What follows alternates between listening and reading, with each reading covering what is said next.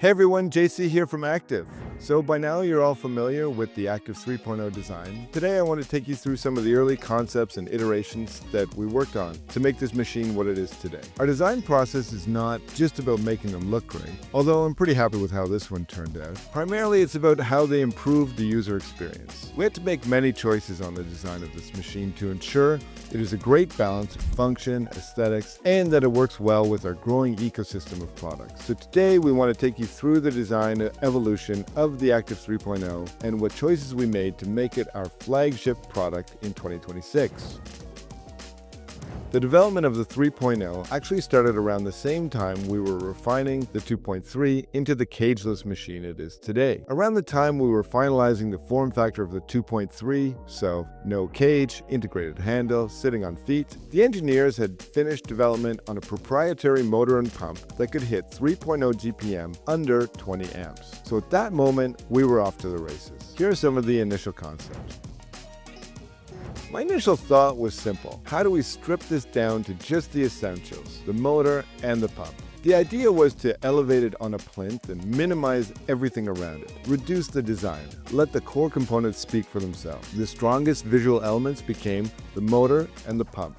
Everything else is in support of it. So you've got the base and the electrical box. They're static, solid, no moving parts. They're meant to feel stable and balanced. This is not a flashy design at all. It's very minimal, it's very clean. In a way, it even looks quite expensive. But ultimately, it didn't feel exciting. It looks smart and reliable. It's a bit more like a piece of technology. And as we've continued developing the Active design language, the feeling has evolved. We're not just building something stable and intelligent, we're building something that feels alive and gives that feeling of motion.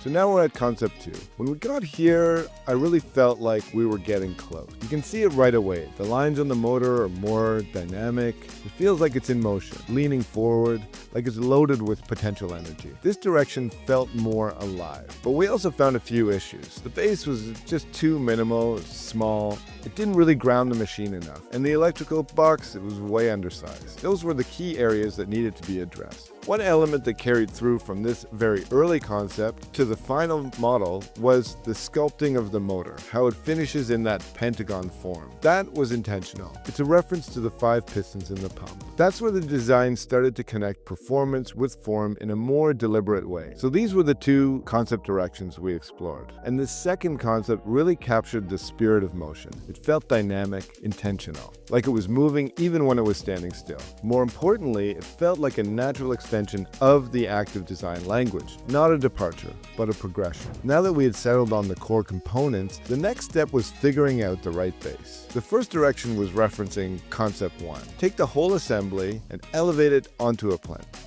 You're looking at a workhorse. The base simply lifts the motor and pump. It doesn't really interact with them. It's not tied into the overall form. So the move was from that to this, the final design.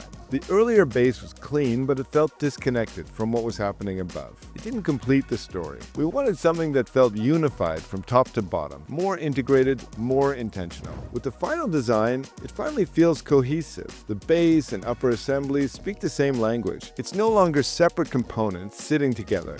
It's one complete piece. The form now tapers in and then spreads out. That shift gives it tension. It reinforces the forward-leaning dynamic stance. The base isn't just supporting the machine, it's supporting the attitude of the machine. As we move closer to the end, we added a bunch of little details here and there that overall support what I think is a completed final design. These are small details, but they're really important to making it feel finished. So here we are.